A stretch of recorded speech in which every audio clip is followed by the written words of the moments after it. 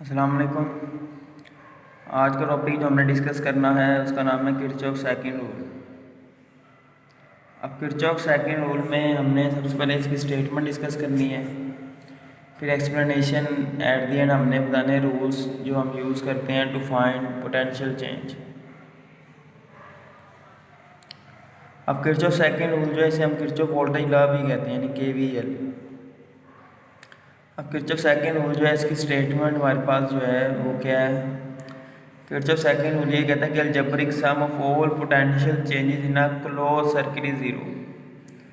Close circuit से क्या मुराद होता है, कैसा सर्किट जिसमें से करंट फ्लो कर रहा हो उसे कहते हैं क्लोज सर्किट, इसमें स्विच ऑन होता है।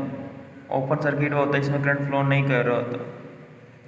सबसे पहले आपको स्टेटमेंट पता होनी चाहिए किरचॉफ सेकंड रूल की, वो क्या है कि algebraic sum of all potential changes in a close circuit क्या होगी, ज़ीरो। अभी क्यों ज़ीरो होगी ये सारा हम तफसील से डिस्कस करते हैं। अब किरचॉफ सेकंड रूल की एक्सप्लेनेशन के लिए हम यहाँ पे जो सर्किट डिस्कस कर रहे हैं इसमें दो सेल लगे हुए हैं और दो रेजिस्टेंस हैं।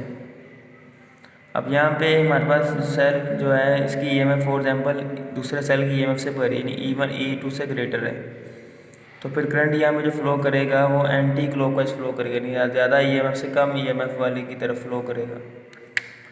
अब यहाँ पे हमारे पास जो पोटेंशियल चेंज होती है ना किसी भी सर्किट में एक कंपोनेंट के लिए, वो बेसिकली होती है एनर्जी एक्वायर और loss by unit charge. Potential change basically जो है ना वो हमारे पास एनर्जी एक्वायर्ड या लॉस बाय यूनिट चार्ज होती है। अगर एनर्जी गेन होगी तो पोटेंशियल में चेंज पॉजिटिव है, अगर एनर्जी लॉस होगी तो पोटेंशियल में चेंज क्या होगी, नेगेटिव। अब किसी भी क्लोज सर्किट में ना ओवरऑल एनर्जी ना गेन होती है ना लॉस होती है, क्योंकि एक इलेक्ट्रिक फील्ड जो होता है वो कंजर्वेटिव फील्ड होता है। हमने फर्स्ट ईयर में पढ़ा था ना ग्रेविटेशनल फील्ड कंजर्वेटिव फील्ड है, तो उसमें हमने पढ़ा था क्लोज पाथ के लिए नेट वर्क डन जीरो होता है।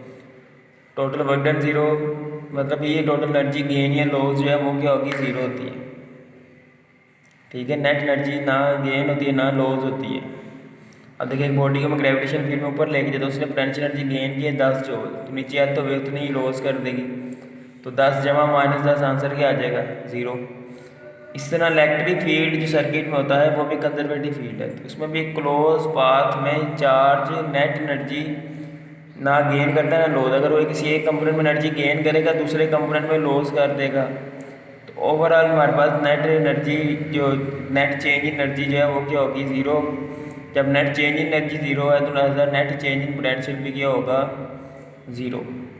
ठीक है, यानी लॉ ऑफ कंजर्वेशन एनर्जी के अकॉर्डिंग है जो हम बात कर रहे हैं, जिस तरह फर्स्ट रूल जो है वो law of conservation of charge के अकॉर्डिंग है। तो पोटेंशियल चेंज बेसिकली होती है एनर्जी एक्वायर्ड और लॉस बाय यूनिट चार्ज। ठीक है, तो अब हमने यहाँ पे इसको डिस्कशन करनी है अपने बुक से दूसरी लाइन से ना लेके 10th जो लाइन है वहाँ तक इसकी एक्सप्लेनेशन है। उससे आगे आपने यही लिख देना जो मैं लिख रहा हूँ यहाँ पे कि for example delta Q charge flow करे through circuit due to flow of current I, तो we are about to find, हमने पहले फाइंड करनी एनर्जी एक्वायर्ड और loss by charge delta Q. हमने अब यहाँ पे ना किरचॉफ फर्स्ट सेकंड रूल को प्रूव करने के लिए तमाम कंपोनेंट्स में जब चार्ज फ्लो करेगा तो वो जो एनर्जी एक्वायर्ड या लॉस कर रहा है उसको कैलकुलेट करेंगे ताकि हम पोटेंशियल चेंज फाइंड कर सकें। अब अगर हम सेल 1 की बात करते हैं,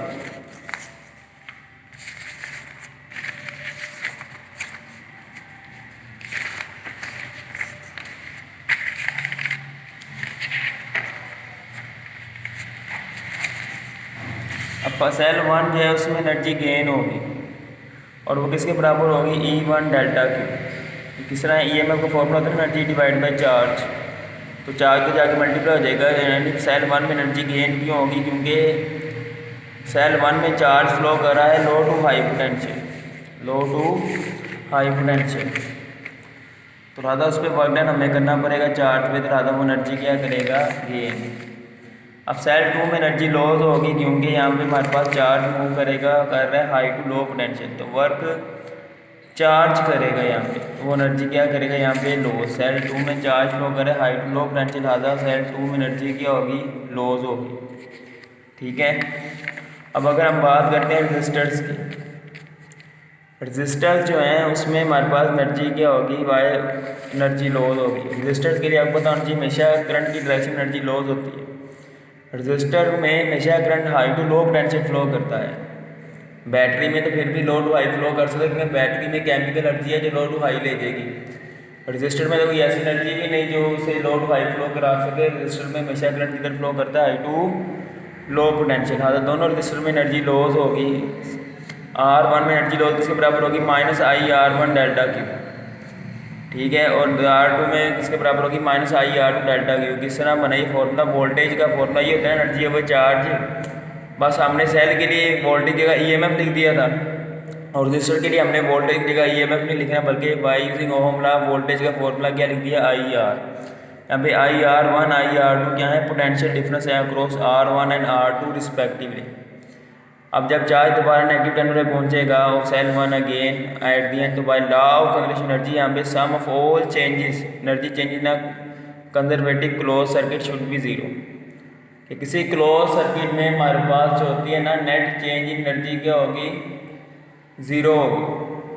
तमाम नेट चेंज इन एनर्जी का सम क्या होना चाहिए, ज़ीरो, क्योंकि एक कंजर्वेटिव फील्ड है इलेक्ट्रिक फील्ड, ठीक है। तो क्लोज सर्किट के अंदर ना एनर्जी नेट गेन होगी ना लॉस होती है। अगर एनर्जी कहीं गेन हो रही है तो दूसरे पाथ में एनर्जी लॉस हो जाएगी, सबका सम क्या हो जाएगा, ज़ीरो। तो राधा मैं चारों कंपोनेंट में जो एनर्जी चेंजेस इनको ऐड करूँगा तो आंसर ज़ीरो आएगा। तो पहले सेल में एनर्जी गेन हुई थी, दूसरे में नेगेटिव लॉस हुई थी, तो मैं इसमें जब ऐड करूँगा तो दरम्यान में माइनस लगेगा, क्योंकि प्लस माइनस क्या हो जाएगा, माइनस। इस तरह फिर रजिस्टर के लिए एनर्जी जो लॉस हो रही है वो भी मैं जब ऐड करूँगा तो साथ माइनस लगा के ऐड करूँ तो प्लस माइनस माइनस हो जाएगा। इन सब में से मैं डेल्टा क्यू कॉमन ले लेता हूँ, उधर जाकर क्या हो जाएगा, डिवाइड। तो प्रूव हो गया, देखें कि यहाँ पे तमाम कंपोनेंट्स में पोटेंशियल चेंजेस का सम ज़ीरो है। E1 पहले सेल की पोटेंशियल चेंज है, माइनस E2 दूसरे सेल की पोटेंशियल चेंज है, माइनस आई R1 माइनस आई R2 रजिस्टर्स की पोटेंशियल चेंज है, ठीक है, क्लियर। अब यहाँ पे एंड पे आपने रूल्स डिस्कस करने हैं। एंड पे आप अगले पेज में 2 पॉइंट्स आपको नज़र आ रहे होंगे। सेल के लिए पोटेंशियल में चेंज पॉजिटिव होती है अगर हमसे ट्रैवर्स करते हैं। ट्रैवर्स का मतलब है स्टडी करते हैं from negative to positive terminal. देखिए हम E1 को नेगेटिव टू पॉजिटिव टर्मिनल लेके चलते हैं तो उसमें पोटेंशियल में चेंज पॉजिटिव आई है, लेकिन E2 वो नेगेटिव में क्यों आई है, क्योंकि जो सेल 2 है इसको हम स्टडी करें हाई टू लो पोटेंशियल, ठीक है, it is negative in opposite direction. और रजिस्टर में पोटेंशियल में चेंज नेगेटिव होती है इन direction of current. Conventional current की डायरेक्शन में रजिस्टर में पोटेंशियल में नेगेटिव होती है, लेकिन अगर हम उसके ऑपोजिट लेके चलते हैं ज़बरदस्ती तो फिर रजिस्टर में पोटेंशियल में चेंज हो जाएगी पॉजिटिव।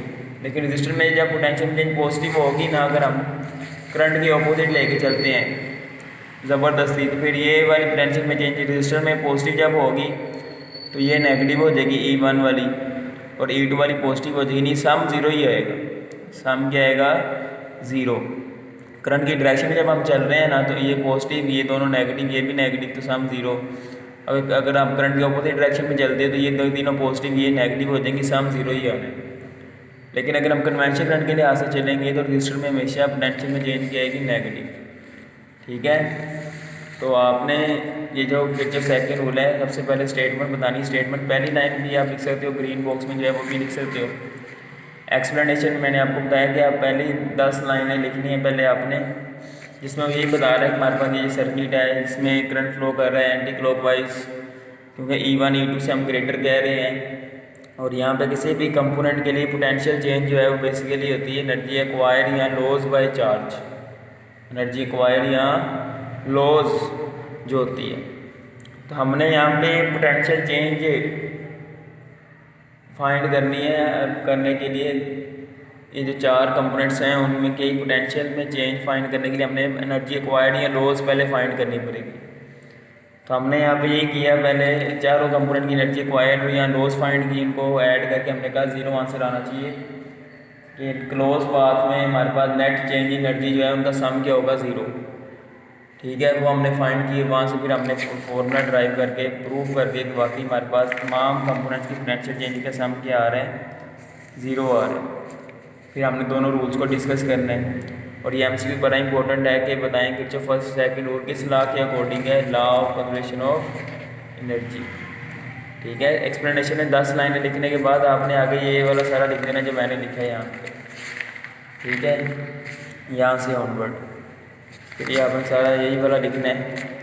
ये वाला लिखने के बाद आपने यहाँ तक आना है। यहाँ तक आने के बाद आप नीचे इसके आगे एक लाइन लिख देना कि ये Kirchhoff second law of conservation of energy की मैनिफेस्टेशन है। फिर आपने यहाँ पे रूल्स तो बता देने हैं, इसकी हेडिंग दे देना rules to find potential change. ठीक है, आज के लिए यहाँ पे कंप्लीट होता है। कोई प्रॉब्लम हो तो पूछना है। अल्लाह हाफ़िज़।